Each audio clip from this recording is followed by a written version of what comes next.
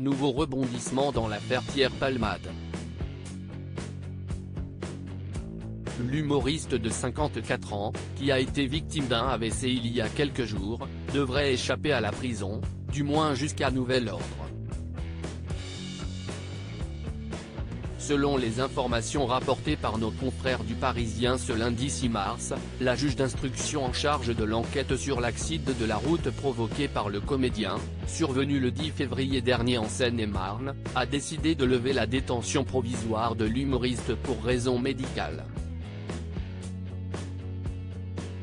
Comme l'a indiqué le quotidien, l'ami de Muriel Robin a ainsi été officiellement remis en liberté, pour motif médical.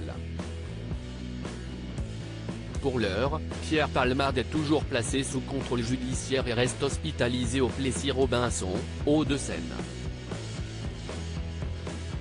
Le procureur de la République de Melun a fait appel de cette décision judiciaire. Un appel qui devrait être examiné ce vendredi 10 mars, devant la chambre de l'instruction de la Cour d'appel de Paris, a précisé le Parisien. Pour rappel, cette décision intervient au lendemain du transfert de l'humoriste à l'hôpital Marie-Lannelongue au Plessis-Robinson. Après un examen réalisé dans un autre hôpital du Kremlin-Bicêtre, Val-de-Marne, où il était assigné à résidence, les médecins ont ordonné que l'humoriste soit admis dans cet établissement de santé spécialisé en cardiologie.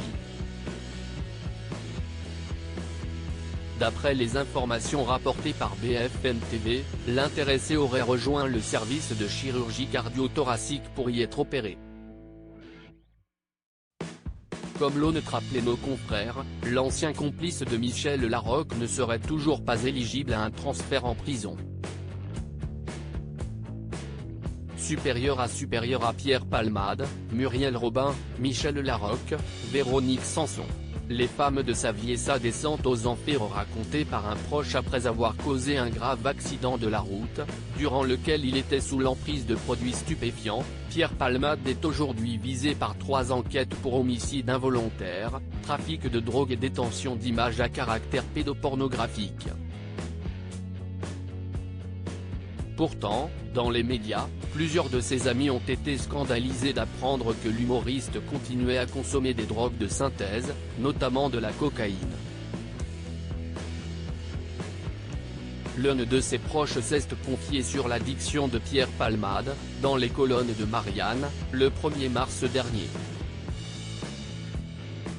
Il nous a tellement menti, a d'abord déploré l'ami de l'humoriste.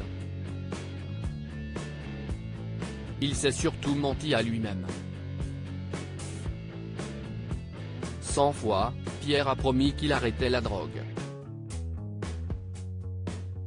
100 fois, il est allé à la clinique Montsouris.